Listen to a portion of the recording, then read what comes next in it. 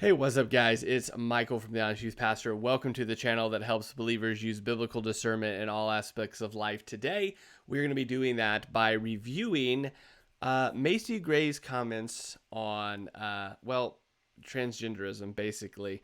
In case you missed it, I want to play two clips for you. One of them from Piers Morgan, and then we will play another one as a follow-up clip of what she said a day later. But she was on Piers Morgan, and she said this. And I will say this, and everybody's going to hate me, but as a woman, just because you go change your parts doesn't make you a woman. Right. Sorry. You feel that? I know that for a fact. Okay, so Macy Gray just goes on Piers Morgan, says normal things. In fact, I think she's pretty generous in the fact that she says that, hey, just because you change your parts doesn't mean you are a woman. But if you want to be called a woman, she's willing to do that. It just doesn't mean you're actually a woman. You're not biologically a woman. You can't do woman things. You're not a woman. And she stood by that. And I want you to kind of remember how confident she was. Like, she didn't have to think about it. She didn't have to, mince words. She just said, yeah, this is what I believe about this subject. Now, as would be expected, as I don't think anybody was surprised about. If you were, I think you're maybe living in a fantasy world. But Macy had to go on, I think it was Good Morning America. She's promoting her album, and she says this. This is pretty long, and you'll see why it's long. But contrast this with what she said on Piers Morgan. We're back with Grammy-winning singer Macy Gray. She came onto the music scene more than 2 decades ago, and now Macy's getting ready to drop her latest album. It is called The Reset. She is going to be performing one of the songs off that album in just a few minutes. Macy, it's good to see you. I've actually felt like I've seen a lot of you in the past few days recently. Yeah. You were on the Piers Morgan show, and there was a question about trans women. And this was what you said in part. As a woman, just because you go change your parts doesn't make you a woman. If you want me to call you a her, I will, because that's what you want, but that doesn't make you a woman. Just because I call you a her, just because you've got a surgery, you can call yourself whatever you want. There was a wave of backlash that came as a result. Just tell me where you are right now on that stage.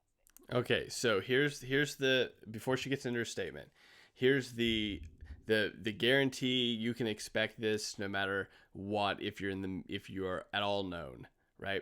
Is that if you dare to say something like Macy Gray said on Piers Morgan, which is not a controversial statement, would not have been a controversial statement 2, 3, 4 years ago. Would have been, oh, okay, that's logical. That makes sense. In fact, I think it's super generous, but look, if you want to go that way, you can go that way. I have a whole interview I did with Matt from Memes for Jesus.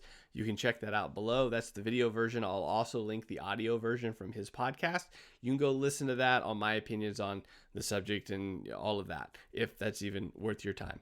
But anyway, so if you dare say that, then now, because Macy has contracts and fans and obligations and a PR rep and a management team, and because of how it kind of blew up on Twitter, now she has to go pay penance because she dared defy the cultural norm of the day. And because she defied the cultural norm of the day, she now has to go lay before the people a sacrifice of her apology and herself. Now, I want you to notice what she says here contrasted with what she said on Piers Morgan. You can tell just by how she says it, her body language, the words she uses, what she actually believes. So let's get to that and let her go through this.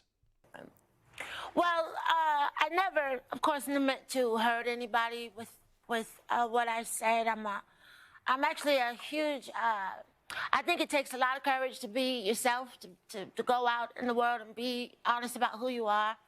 And so I think anyone who is in the LGBT community is a hero and sets an example for all of us with that, you know? So I said some things that didn't go over well, but my intention was never to hurt anybody. I feel bad that I did hurt some people. And I think it's you know, it's just about education. It's about conversation and us getting to a point where we understand each other. And that only happens with, you know, I've learned a lot through this. Mm-hmm. So I think that was one of the reasons it might have happened. Just it was a huge learning experience for me, and I just have a compassion for you know what I think you can, like I said in there, you can call yourself what, like you whoever you believe you are, and no one can dictate that for you or take that away from you. You know. I think life is an education process. The more you sit with people, the more you talk to people, it changes your perspective. So has your perspective changed, do you feel? I've learned so much, and I think, you know, being a woman is a vibe, and it's something I'm very proud of, and it's very precious to me, and I think that if you, in your heart, feel that that's what you are, then that's what you are, regardless of what anybody says. Okay, so you got it, right? I mean, that's not hard to dictate, to kind of see that she is stumbling all over words, trying to figure out what to say without saying something that's going to make people even more angry. And there's this whole penance at the end where I don't know who that news anchor is that's interviewing her, but she's like, yeah, but you've learned a lot, right? Like your perspective changed, right? Like, because she hadn't said the proper thing yet. She had just kind of said, oh, yeah, kind of, yeah. So she has to go before the public and say her penance of, I'm sorry, I'm wrong, I'm not educated enough, I'm just stupid, I just needed to learn more. And there's a part where she says we have to learn to live with one another or something like that, understand one another. The irony of that is that Macy is capitulating to all of the backlash. And I get it, sort of, to the point to where she's got contracts on the line, she's got money on the line, she's got reputation on the line. She can't lose that. I mean, there was probably, I don't know, but I think it's a safe guess. There was probably a meeting in which they called Macy in after the Piers Morgan interview when they saw the Twitter explode, and they said, hey, we're going to lose a lot of this unless you do this, that, and the other and repair this damage. But if you don't do that, it's going to look really bad. It's going to hurt your record sales, and you know that's going to get you less money, and you're probably going to not be able to go on tour with these people, and you're going to have da-da-da-da-da-da. And to prevent all of that, Macy decides to go in front of the public and do the public sacrifice to the culture of saying, well, that's not really what I meant. It's a vibe. It's whoever you are, whoever you think you are in your heart. If you think you're a dolphin, you're a dolphin. If you think you're a tree, you're a tree. It's whatever you think, man. It's whatever you think. And the lesson, I think we can get to this, right? The biblical discerning part for believers is that you're going to have to understand that at some point you're going to be in a similar position to Macy Gray. You're not going to be on public television, but you will be in a position in which you have made a statement, or you have an opportunity to make a statement with a group of friends, or in a work environment, or in a place in a public area where you're going to have an opportunity to say, I'm a Christian, I believe this. And as a believer, a lot, if not a majority of your belief system is countercultural, and you're going to have an opportunity to stand on that or back away from that.